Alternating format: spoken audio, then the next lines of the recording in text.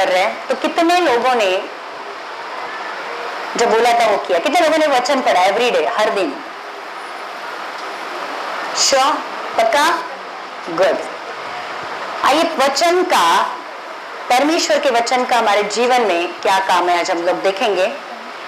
परमेश्वर का वचन ही एक ऐसी चीज है पूरी सृष्टि में जो मनुष्य के हृदय को भेद सकती है, मनुष्य के हृदय के आर पार जा सकती है। परमेश्वर का वचन ही एक ऐसी चीज है पूरे सृष्टि में, पूरे कायनात में, जो तुम्हारे हृदय को, मनुष्य के हृदय को आर पार भेद कर जा सकती है। आइए इब्रानी की किताब का 4 अध्याय और 12 और 13 वचन पढ़ेंगे। ये वचन बहुत फेमस है, बहुत बार इसको कोट किया जाता है। क्योंकि परमेश्वर का वचन जीवित और प्रबल और हर एक दोधारी तलवार से भी बहुत चौका है और प्राण और आत्मा को और गांठ गांठ और गुदे गुदे को अलग करके और पार छेदता है और मन की भावनाओं और विचारों को जांचता है। सृष्टि की कोई वस्तु उसे छिपी नहीं है, वरन जिससे हमें काम है उसकी आंखों के सामने सब वस्तुएं खुली और प्रकट है। तो परमेश्वर का वचन क्या है? जीवित है, प्रबल है और हर एक दुधारी तलवार से भी चोखा है। अगर आपके सामने ऐसे लिखा जाए, ऐसी वस्तु को आप सोचो कि जो जीवित है, जो सामर्थ्यशाली है और दुधारी, हर एक दुधारी तलवार का मतलब ये होता है अगर वो तलवार ऐसे रखी भी जाती तो आर पार चली जाती है। मतलब वो इतनी शार्प होती है कि आपको जोर लगाने की भी जरूरत नहीं पड़ती है, इतनी शार्प होती है कि वो अपने आप घुस जाती है, टच करने से भी घुस जाती है। और दुधारी का मतलब है दोनों साइड में जिसको धार होती है। तो ऐसी चीज इमेजिन करो जो जीवित है, जो जिंदा है, प्रबल है मतलब सामर्थ्यशाली है और जो दुधारी तलवार से भी चोखी है, मतलब दुधारी तलवार से भी शार्प है। और वो एक ही चीज हो सकती है और वो हो सकता है परमेश्वर। वचन क्या है? आदि में वचन था, वचन परमेश्वर के पास था, साथ था और वचन परमेश्वर था। तो वचन का मतलब जो परमेश्वर है वो जीवित है, वो प्रबल है और जब वो काम करता है तो हर एक चीज को भेद कर निकल जाता है। समझे? तो ये वचन, इसलिए ये वचन को मैं 100 बार पढ़ा होगा, जो पुराने विश्वासी उन लोगों ने तो 100 बार से भी ज्यादा पढ़ा होगा, लेकिन उसमें की जो गहराइयां है, सच्चाइयां है, वो हमारे हृदय तक पहुंचनी चाहिए। तो वचन जो परमेश्वर है, खुद परमेश्वर है, जीवित है, प्रबल है, हर एक दुधारी तलवार से भी चोखा है, प्राण और आत्मा को कोई अलग नहीं कर सकता। यहाँ पे लिखा है कि परमेश्वर का वचन जीवित है, प्रबल है, हर एक दुधारी तलवार से भी चोखा है, जो प्राण और आत्मा को गांठ गांठ और गूदे गूदे को अलग करके आर पार छेदता है और मन की भावनाओं को और विचारों को जांचता है। प्राण और आत्मा को कोई अलग नहीं कर सकता है। देखो, प्राण का मतलब होता है जिसमें हमारी विचार, बुद्धि और भावनाएं छुपी हुई है। जो तुम सोचते हो वो तुम होते हो और जो तुम सोचते हो वही आप जीवन में करते हो। जो आपकी सोच है वो आपका कैरेक्टर है। इसलिए हम कहते हैं कि तेरी सोच बहुत गंदी है, तू बहुत गंदा सोचता है, क्योंकि जब सोच तुम्हारे मुंह के द्वारा बाहर आती तो समझ में आती कि तुम कहाँ खड़े हो। तो प्राण जो है, प्राण के ऊपर जिसका अधिकार है वो तुम्हारी आत्मा करता है। मतलब अगर आपके अंदर दुष्ट आत्मा है, शैतान का सोच है, शैतान की बुद्धि है, शैतान की भावना है, तो आपकी आत्मा ऑलरेडी मर चुकी है।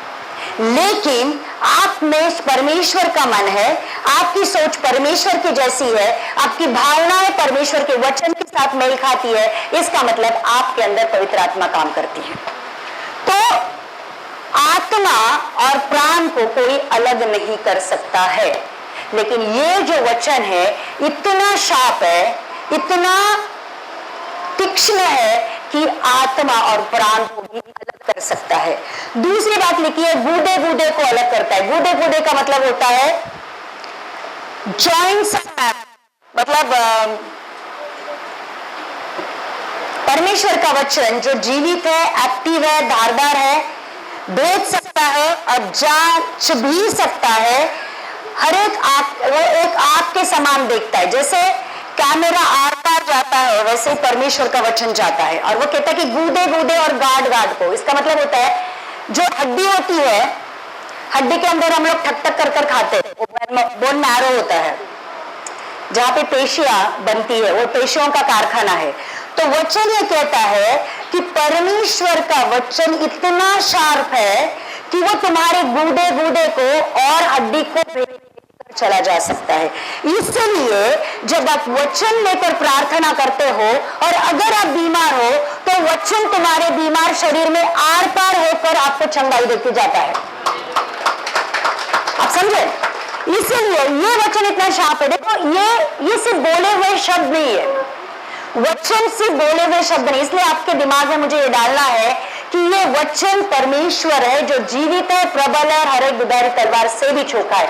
इसलिए जब वचन लेकर प्रार्थना करते हो वो प्रार्थना तुरंत कबूल होती है और उसका तुरंत उत्तर मिलता है, क्योंकि परमेश्वर अपने वचन को, जो खुद परमेश्वर है, उसको नाकार नहीं सकता है, क्योंकि वो अटल है, वचन कभी टलता नहीं है। इसलिए जब आप वचन लेकर प्रार्थना करते हो परमेश्वर को आपकी प्रार्थना कबूल ही करनी पड़ती है, क्योंकि परमेश्वर खुद को झुटला नहीं सकता है। आमीन। इसलिए ये गूदे गूदे गाड़ गाड़ को भी भेद कर चला जाता है और इसलिए चंगाई का वचन जब आप बोलते हो आपके जीवन में चंगाई आती है। मन की भावनाओं को और विचारों को जांचता है, एक आईने की तरह वो हमें दिखाता है कि हम क्या सोच रहे हैं। जब आप वचन पढ़ते आपको मालूम पड़ता है ना कि हम कहाँ खड़े हैं। कितने लोगों को वचन पढ़ने के बाद पाप का गहराई से असर होता है, मैं जो कर रहा हूं मैं गलत कर रहा हूं, वचन कुछ और कहता है और मैं कुछ और कर रहा हूं। तो इसका मतलब है आपकी भावनाओं को, आपके विचारों को परमेश्वर का वचन एक आईने की तरह दिखाता है। जैसे आपका चेहरा आईने में दिखता है, अगर कोई दाग धब्बा पिंपल दिखता है तो आपको तुरंत मालूम पड़ता है कि इधर क्या है। वैसे ही आपके प्राण के ऊपर या आपके आत्मा के ऊपर कोई दाग है, कोई निशान है, कुछ भी प्रॉब्लम है, तो ये वचन एक आईने की तरह आपकी भावनाओं को और आपके विचारों को जांचता है। और अगर वो परमेश्वर के साथ मेल नहीं खाते हैं तो जब आप वचन लेकर चलते हो आप परमेश्वर के जैसे बनने लगते हो। इन्हें सबसे खतरनाक बात ये होती है, कोई भी पाप या कुछ भी जो शुरू होता है, अच्छी बात भी वो विचारों में शुरू होती है। पहले हम सोचते हैं कि मुझे ये करना है, मुझे ये करना चाहिए, और फिर आपके हृदय में वो बस जाता है। फिर हृदय की बात आपके मुंह पे आती है और मुंह से जो कबूल करते वही आप करते हैं और वो आपके लिए होता है। बेसिकली मुंह से कबूल की हुई चीजें आपके जीवन में इसलिए होती है क्योंकि आपको परमेश्वर ने उसके समानता में बनाया है। परमेश्वर ने कैसे सृष्टि बनाई? शब्द से बोलकर बनाई, बराबर। इसलिए परमेश्वर ने जो बोला वो हो गया। इसलिए वही परमेश्वर का स्वरूप और समानता, क्योंकि हम है, हम जो बोलते वो होता है, क्योंकि हमारे जुबान में परमेश्वर ने जीवन और मृत्यु की ताकत दी है। इसलिए जब भी कबूल करते हो, क्या कबूल करो? वचन कबूल करो। परिस्थितियों को कबूल मत करो, बुरे विचारों को कबूल मत करो, भावनाओं को कबूल मत करो, क्योंकि भावनाएं आज मैं ऊपर, कल मैं नीचे, कल मैं उधर, कल मैं इधर चलती रहती है। अभी कितनी सारे लोग यहाँ पे बैठे हैं, उनकी भावनाएं कहीं और है, दिल कहीं और है, मन कहीं और है। तो जब वचन आता है वो वचन आपको दिखाता है कि आप रॉन्ग किधर हो, गलत किधर हो, पाप कहाँ है, और फिर अकॉर्डिंगली परमेश्वर के वचन के साथ जब आप चलने लगते हो तो आप परमेश्वर के जैसे पवित्र बनने लगते हो। इसलिए कभी भी भावनाओं का भरोसा मत करना। इन्हें कभी कभी अचानक उदास लगने लगता है, सब कुछ ठीक है, नहीं मुझे आज कुछ अच्छा ही नहीं लग रहा है, सब ठीक है, और फिर तुमको अच्छा नहीं लगता है, उदास लगता है, अकेलापन लगता है, रोना आता है। ये शैतान काम करता है, क्योंकि परमेश्वर का वचन कहता है कि आज का दिन यहोवा ने बनाया है ताकि हम उसमें, वो तुमको आनंद में नहीं देखना चाहता है, इसलिए विचार का एक पिल्लू तुम्हारे दिमाग में डालता है कि आज उदास लग रहा है यार, आज अकेलापन लग रहा है, आज कुछ अच्छा ही नहीं लग रहा है। तो उस विचार का कहना है कि आज का दिन परमेश्वर ने बनाया है ताकि मैं आनंद से जीऊं, और परमेश्वर का आनंद मेरी ताकत है। जब आनंदित होते हो तो जो भी काम करते हो वो सामर्थ के साथ करते हो। देखो एक हमारे लिए एक साइंस में एक एक्सपेरिमेंट था। हमें कुछ वजन हाथ से उठाना था, लाइक एक वजन ऐसे हाथ से उठाना है, ऐसे रखना है, ऐसे करना है, ऐसे करना है, ऐसे करना है। फिर यहाँ पे एक वजन और बांधा जाता था, फिर हम उठाने के लिए बोला जाता था। तो जब भी यहाँ पे वजन नहीं होता था हम लोग फटाफट और हम लोग ज्यादा थकते नहीं थे। लेकिन जब दूसरा वजन यहाँ पे बांधा गया तो जो वजन उठाने के लिए बोला गया था वो सामर्थ्य कम हो गई। शैतान आपके साथ वही करता है। परमेश्वर कहता है कि अपने बोझ मेरे ऊपर डालो। जब बोझ लेकर चलते हो तो जल्दी थकते हो, लेकिन बिना बोझ के चलते हो तो भाग सकते हो और थकते नहीं हो। ये शैतान हमेशा आपके दिमाग में एक बोझ डाल के जाता है, विचार का एक पिल्लू छोड़ के जाता है, और फिर आप उसको सहलाते रहते हो। अरे मैं दुखी हूं, अरे मैं अकेला हूं, अरे मेरा कोई नहीं है, अरे मेरा दुख कोई समझ नहीं सकता है, इस दुनिया में अगर सबसे ज्यादा दुखी कौन हूं तो मैं हूं, कोई मुझे समझता ही नहीं है। किसको समझने की कोई जरूरत नहीं, परमेश्वर तुम्हारी हृदय की बात जानता है, क्योंकि वो हृदय को जानता है। इसलिए देखो ये भावना और विचार आपके कैरेक्टर को बनाते हैं। इसलिए कभी भी तुम्हारे विचारों पर भावनाओं का भरोसा मत करो जब तक वो तुम्हारी वो तुम्हारे वचन, वो परमेश्वर के वचनों के साथ मेल नहीं खाते हैं। काफी सारी बार ऐसे होता है कि परिस्थितियां सही में बेकार होती है, सही में नाजुक होती है, सही में असंभव होती है आपको उसमें से उभारना। लेकिन आपके दिमाग को और आपके दिल को यह समझाना है कि परमेश्वर के लिए कोई भी चीज असंभव नहीं है। मरे हुए चीजों में जान डालने वाला, जो चीज है ही नहीं उसको पैदा करने वाला मेरा परमेश्वर है, और वही सामर्थ उसने मुझे दी है। जिसने यीशु मसीह को मृत्यु में से जिलाया वो आत्मा आपके अंदर डाली गई है। तो आप भी आपकी मृत परिस्थितियों को, मृत रिश्तों को, जो भी आपके जीवन में मरा हुआ है उसमें जान डाल सकते हो। वो ताकत, वो सामर्थ परमेश्वर ने आपके अंदर डाली है। जब तक वो पढ़ोगे नहीं तब तक आप जानोगे नहीं। तो परमेश्वर का वचन क्या है? जीवित है, प्रबल है और हर एक दुधारी तलवार से भी चोखा है।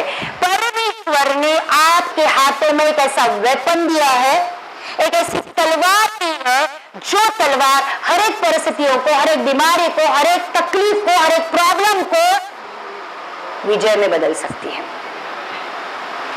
इसलिए ध्यान रखना, उदास होने की, रोने की कोई जरूरत नहीं है। सिर्फ एक बार अपने दिल की तरफ देखना, परमेश्वर की आत्मा मेरे दिल में रहती है ना। अगर दुनिया all is well, all is well, all is well करके ऑल इज वेल कर सकती है, तो यहाँ पे जो परमेश्वर रहता है वो तो everything will he will make everything well. Everything मतलब परमेश्वर हर एक चीज भलाई में बदलने के काबिल है। तुम्हारे पाप, तुम्हारे श्राप, तुम्हारी कमजोरी, तुम्हारी निर्बलता, तुम्हारी दुर्बलता, तुम्हारी गरीबी, हर एक चीज तुम्हारे लिए भलाई उत्पन्न करेगी अगर आप परमेश्वर से प्यार करते हो और उसके योजना के अनुसार अगर आप बुलाए गए हो। और योजना के अनुसार आप बुलाए गए हो तो आप वचन सुन रहे हो। आपको सिर्फ क्या करना है? उससे प्यार करना है। हर एक चीज मैंने देखी मेरी जिंदगी में, कितने भी खतरनाक चीज क्यों ना हो, परमेश्वर उसको भलाई में बदलता है, क्योंकि वो उसका वचन कहता और वचन को वो झुटला नहीं सकता है। इसलिए कितनी भी परिस्थितियां खराब क्यों ना, मैं कहती हूँ परमेश्वर हर एक चीज तूने मेरे लिए भलाई उत्पन्न की है। Everything works for good, everything works for good, everything works for good. बोलो, कबूल करो, होता है। इसलिए वचन खाने की चीज है। आत्मा का खाना वचन है। आपकी आत्मा जो अंदर है, पवित्र आत्मा, उसको वचन का खाना खिलाओ। इसलिए सामर्थ के साथ फिर वो बाहर आता है। आपके दिल में जो होता है आपके मुंह पे होता है। इसलिए अपने दिल को वचन से खचाखच भर दो। अगर हृदय में किसको रखना है, वचन को रखो, तो वहां पे पवित्र आत्मा भी रहती है। आप दोनों मिलकर बहुत अच्छी खिचड़ी पकाते हैं, जिससे आपका जीवन सफल हो जाता है, सुंदर होता है, पवित्र होता है। इसलिए चर्च, किसी को भी दिल में जगह मत देना। सिर्फ किसको देना? ओके, तो परमेश्वर का वचन क्या है? वापस बोलो, परमेश्वर का वचन जीवित है, प्रबल है और हर एक दुधारी तलवार से भी चोखा है। आमीन। कभी भूलना नहीं ये बात। ओके, अभी हम लोग देखेंगे कि परमेश्वर का वचन कैसे दर्शाया गया है। बहुत बार ये प्रचार किया होगा, आपने भी सुना होगा। आज मुझे आपको नई तरीके से सिखाना है। परमेश्वर का वचन प्रकाश है। क्या है ना? बहुत सारी चीजें वचन के बारे में बताएगी कि वो जल है, वो आग है, वो तोड़ा है। तो आज हम देखेंगे कि परमेश्वर का वचन प्रकाश है। ध्यान रखना, अगर इस दुनिया में प्रकाश नहीं होता, बाजू वाला रहने वाला प्रकाश नहीं, प्रकाश, अगर इस दुनिया में प्रकाश नहीं होता, प्रकाश का मतलब बिल्कुल प्रकाश नहीं है, बिल्कुल सब अंधेरा। प्रकाश दो चीजें देता है। प्रकाश जीवन देता है, क्योंकि वनस्पतियां जो खाना है वो प्रकाश में बनाती है। और दूसरी बात, प्रकाश हमें मार्ग दिखाता है, हमारे जीवन से अंधियारे को दूर करता है। इसलिए जब इस सृष्टि की निर्मित की, परमेश्वर ने पहली चीज क्या बनाई? क्यों पहले उजियाला बनाया? क्यों पहले पेड़ पौधे नहीं बनाए, आकाश नहीं बनाया, ये नहीं बनाया, वो नहीं बनाया? क्यों पहले उजियाला बनाया? क्योंकि उजियाला में जीवन है, प्रकाश में जीवन है। आप इमेजिन करो कि आपको एक ऐसे रूम में बंद किया गया है जिसमें थोड़ा सा भी प्रकाश नहीं आता है। अरे जब लाइट जाती है कितनी बेचैनी होती है। हम 5 मिनट भी तुरंत हम लोग क्या ढूंढने शुरू करते हैं? मेणबत्ती, टॉर्च ढूंढना शुरू करते हैं। तो मोबाइल तो है, मोबाइल में तो टॉर्च है। अभी आजकल तो मोबाइल का टॉर्च चलता है। पहले तो हम लोगों को काड़ी पट्टी किधर रखी है, मोमबत्ती किधर रखी है, सोचना पड़ता था। सब धड़ाम दौड़ धाड़ दौड़ सब घर में गिरता था, क्योंकि मिलता नहीं था। ध्यान रखना, परमेश्वर का वचन प्रकाश है। प्रकाश जीवन देने के लिए और जीवन जीने के लिए जरूरी है। इसलिए पहली चीज परमेश्वर ने पृथ्वी को सुंदर बनाते समय बनाई, वो थी उजियाला। इस कहा गया है, ये यूहन्ना 1:4 कहते पढ़ते हैं। यूहन्ना की किताब पहला अध्याय का 4था वचन पढ़ेंगे। उसमें जीवन था और वह जीवन मनुष्य की ज्योति था। किसमें जीवन था? वचन में। और वचन कौन था? यीशु था। तो यूहन्ना 1:4 में लिखा है, उसमें जीवन था और वो जीवन मनुष्य की ज्योति था। तो यीशु जो वचन है हमारे लिए क्या है? ज्योति है, हमारे लिए प्रकाश है। वचन प्रकाश की तरह हमारे जीवन में इल्यूमिनेशन एंड प्रकटीकरण लेके आता है। इल्यूमिनेशन का मतलब है हमारे मार्ग को वो प्रकाशित करता है, और वचन परमेश्वर की इच्छाओं को, परमेश्वर के दिल को, परमेश्वर को हमारे ऊपर प्रकट करता है। अगर आपको परमेश्वर को जानना है तो आप कैसे जानोगे? अगर परमेश्वर कैसा है, उसका स्वभाव कैसा है, उसने स्वर्ग पृथ्वी की निर्मित कैसी